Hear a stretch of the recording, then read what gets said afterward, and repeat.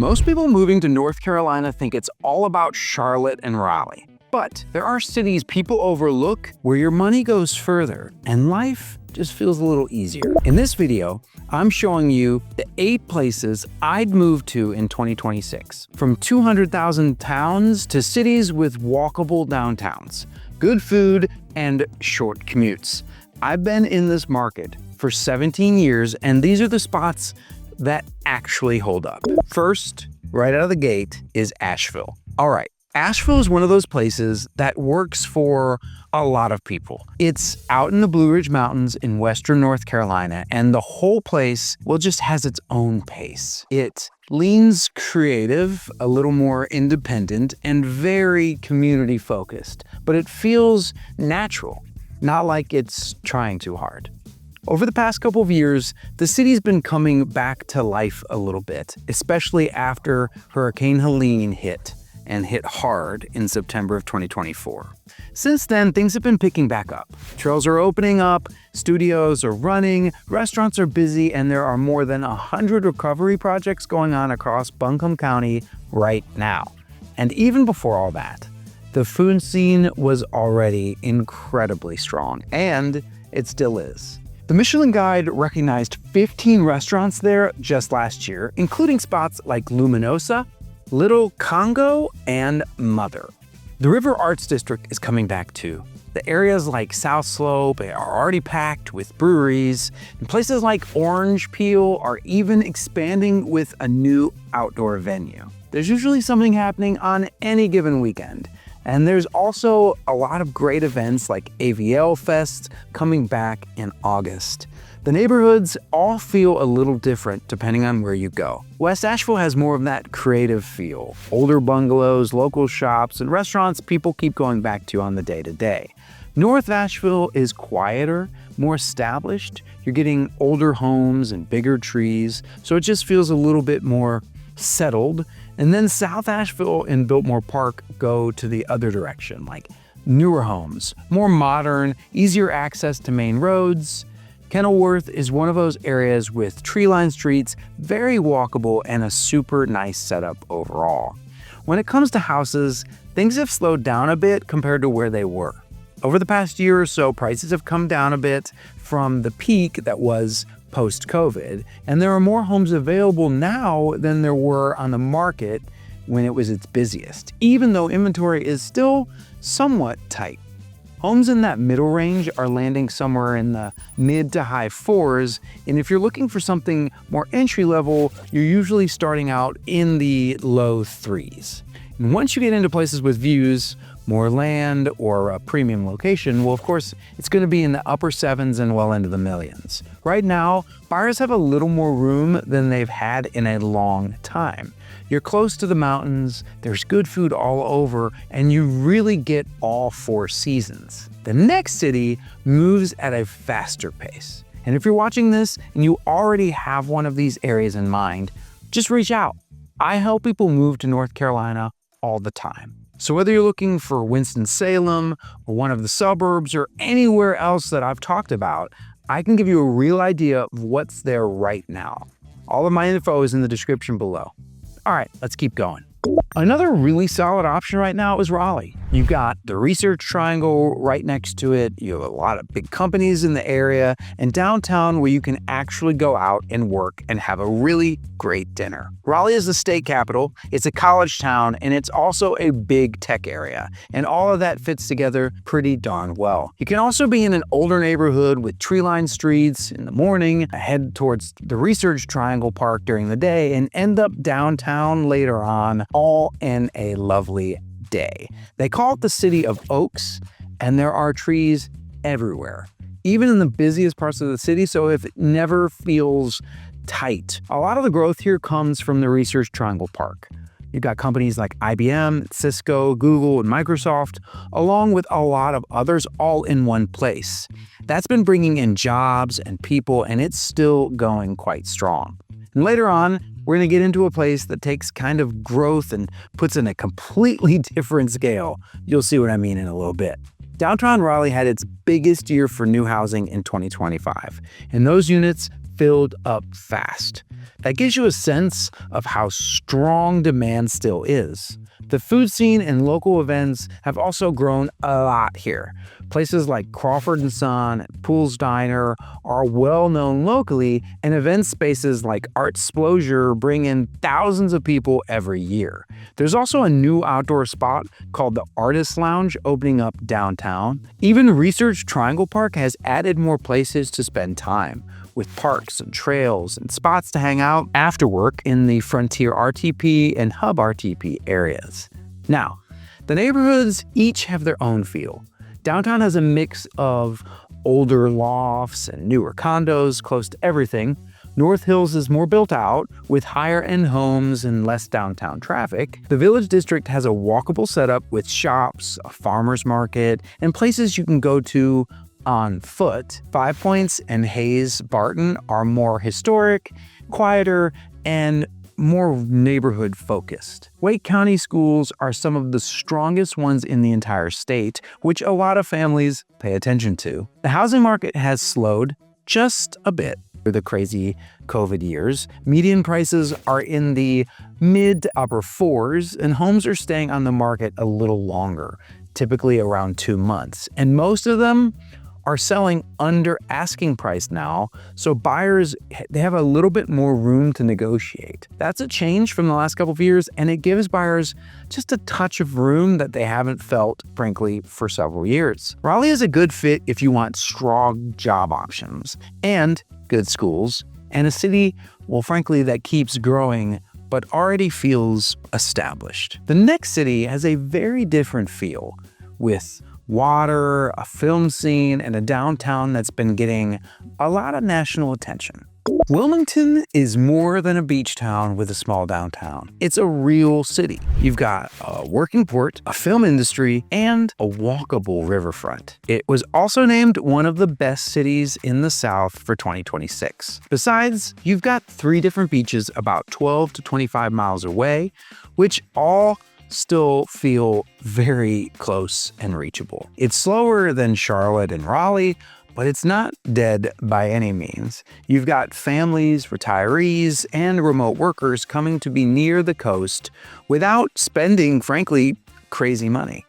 Downtown is a big part of why the city works. The Riverwalk runs along the water, with seafood spots, small shops, and places to sit and watch ships move in and out of the port. The USS North Carolina sits right across the water. It's a World War II battleship turned to a memorial, and it's something locals pass all the time. Arley Gardens is another spot people love, especially in the spring when everything is beautifully in bloom. The beaches each have their own feel though. Like Wrightsville Beach is more built up with surf and cleaner water and more of that beach town energy. My wife and family go all the time. Carolina Beach and Cure Beach are more laid back with older homes and a stronger local feel. Down at Fort Fisher, you've got a lot of stretches, protected coastlines with no developments, just the ocean. Wilmington also has this really cool film presence. EUE Screen Gem Studios has been here for years, and it's one of the biggest film studios on the East Coast. It's not unusual to see film crews around town all the time. The neighborhoods are pretty straightforward. Ogden and Porter's Neck are popular with families and newer homes, planned communities, great access to the beaches and schools, and everyday shopping.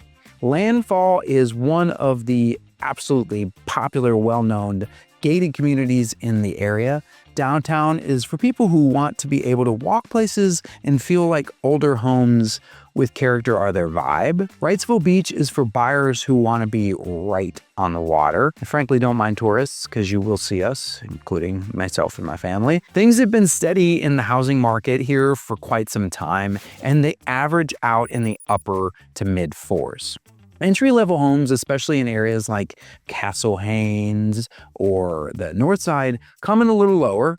And there's also more inventory now, so buyers have a bit more time to make a decision. Wilmington works well if you want to live near the coast and actually be a part of a city. You've got the water close by, downtown, where there's almost always something going on, and prices that are still frankly pretty affordable than a lot of other coastal cities up and down the East Coast. Now, the next place is bigger, faster, and works on a completely different scale.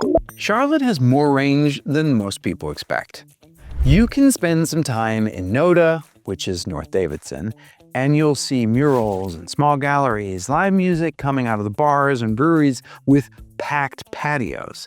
It has more of this creative feel. See, Charlotte is often called the second largest banking center in the country, and in 2025, the area added more than 37,000 jobs. So you got that corporate base, but also areas like NODA that feel a lot more laid back than you might expect. South End is another spot people spend a lot of time in. It's built around the Lynx Blue Line light rail, so getting around without driving everywhere is apparently totally doable. According to my son, who's a big train nerd, he says it's quite popular, Dad. There are breweries and rooftop spots, fitness studios, and a lot of tech companies in that stretch. The Iron District is also coming in between Uptown and South End, and that area is starting to pick up a lot of activity too. And coming up, I'll show you where your money goes a lot further, and you can get more space, lower prices, and still stay close to restaurants, events, and daily hotspots. So stick with me. Now, the neighborhoods in Charlotte all land a little differently. South End is for people who want everything close and easy to get to. NODA has more personality, is less polished, and frankly is more independent. Myers Park and Eastover are more established with larger homes and tree-lined streets. Dilworth and Fort Ward mix older homes with a central location. Ballantyne is where a lot of families look, with newer homes and stronger schools and a lot of planned communities. Plaza Midwood sits in between, blending long-time residents with newer ones. Now, schools depend a lot on where you are, but the Myers Park area is one that consistently comes up for buyers focused on education, with schools like Myers Park High and Myers Park Traditional usually rated above state averages. Prices are mostly in the upper 4s to low 5s across the city. And there are more homes available now, and they've been sitting a little bit longer. So again, buyers have some time to think about things. Areas like Myers Park and South End come in higher. New construction in Ballantyne usually falls in the 5s and 6s, and some of the newer areas you can still find homes in the 3s and 4s. Charlotte works well if you want a bigger city, strong job option with a lot going on without it feeling, frankly, too overwhelming day to day like some of our major metros across the country. Now we're moving into a place where you're still near a major city, but prices are a step behind.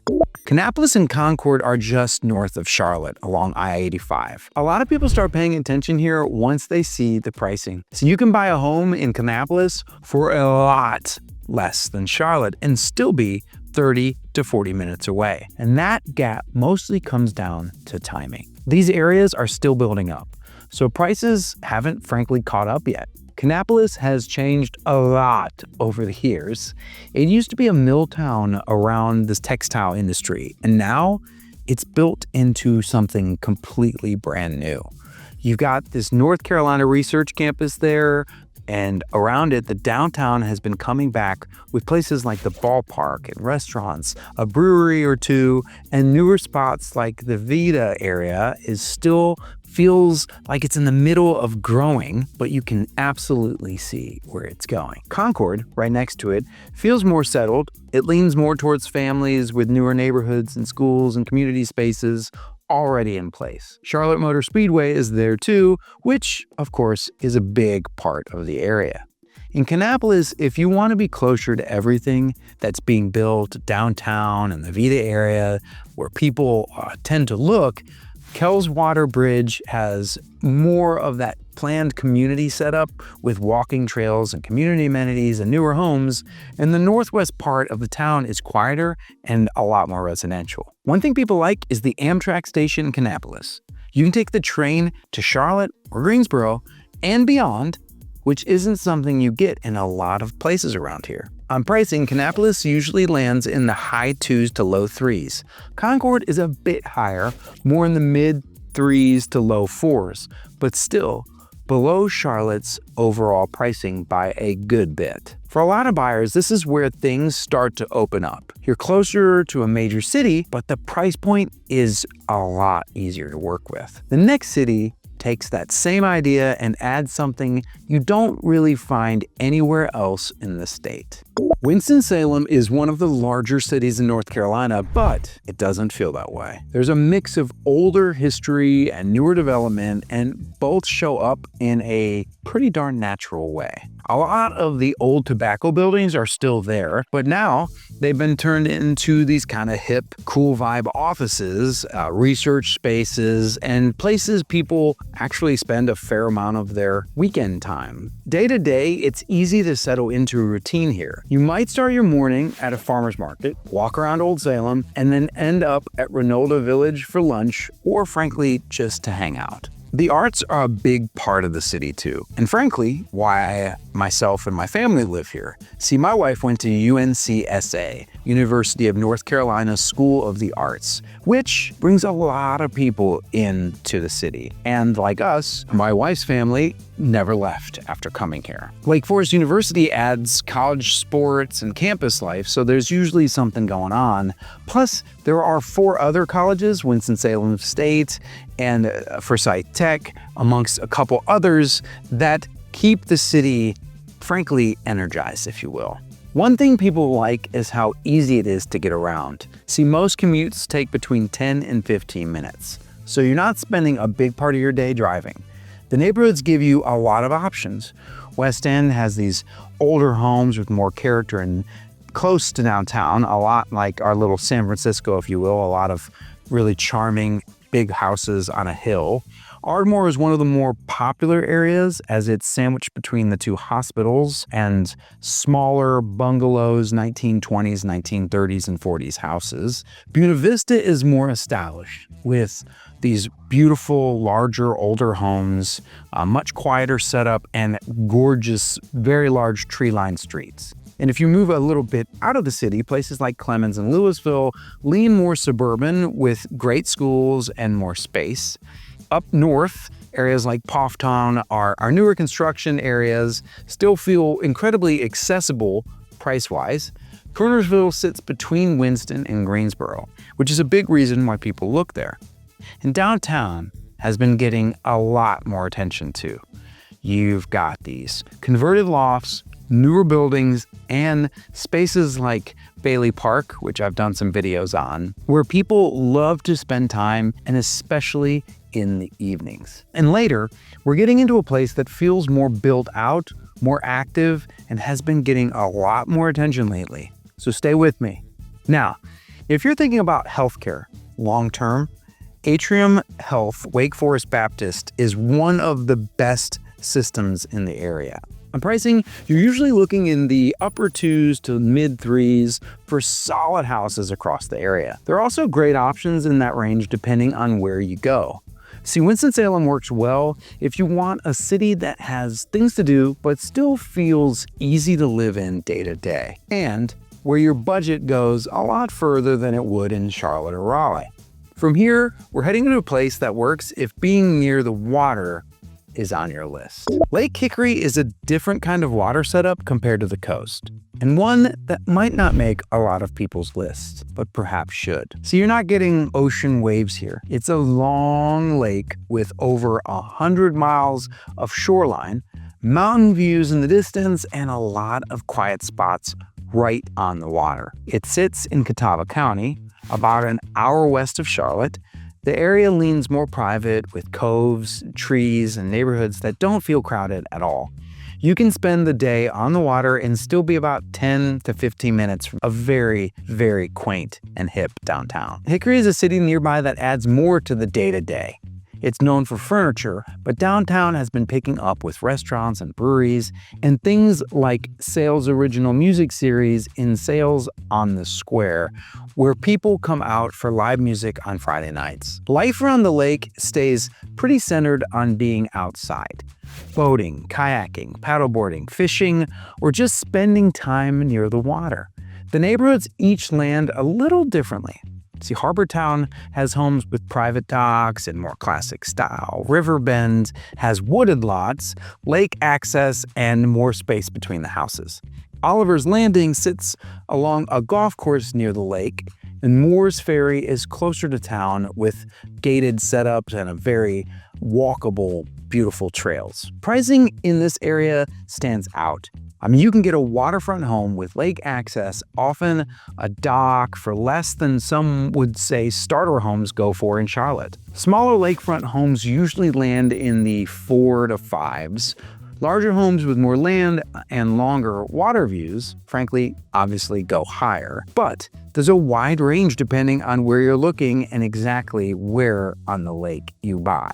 For people working remotely, planning, or just wanting more space day to day, this is one of those places that starts to open up a lot of options. The next one moves in a different direction.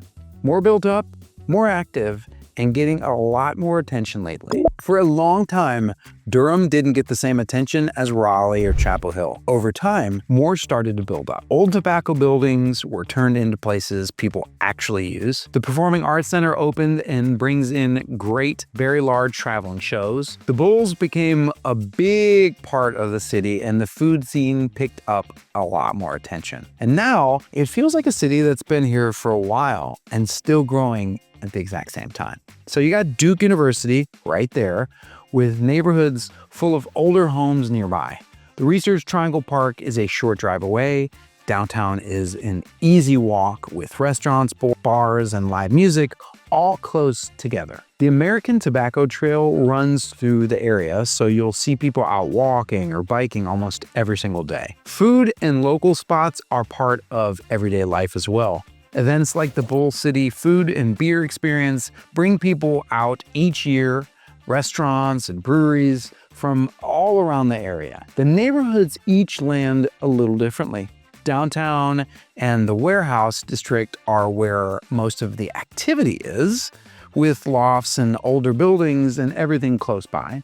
Trinity Park has older homes that sits near Duke, and there's Hope Valley with larger homes and a more established feel. Duke Forest gives you more space and trees. Areas like Treyburn, South Point, and Woodcroft lean more toward newer and planned communities, frankly, that a lot of families look for. Things have also cooled off a little bit in the last couple of years. Prices are anywhere from the high 3s to low 4s, and there's more homes available with a little bit more room to negotiate, frankly, like a lot of these neighborhoods, than there was earlier, closer to COVID. Areas like Hope Valley and Trinity Park come in higher, and downtown lofts can land anywhere between the 4s and 6s depending on the size and the finish. Durham works well if you want a city with personality, good food, and easy access to Duke and the Triangle. And if you're working close by, the drive from downtown Durham over to RTP is very straightforward on the day-to-day. North Carolina in 2026 really comes down to what you're trying to build. The right spot is where the price works, the lifestyle fits, and your long-term plan makes sense there. So if you're looking anywhere in North Carolina and trying to find out which one fits your budget and timeline, just reach out. You can email me at sales@theginthergroup.com today. I work with buyers doing this right now, so I can tell you pretty quickly what's actually out there and what's not. I've linked a video here on the top 6 most affordable cities in North Carolina for 2026, and the #1 pick might surprise you. If you're trying to keep costs down, that might be the one you want to watch next. Thank you very much for watching this one. Hope to see you on the next one.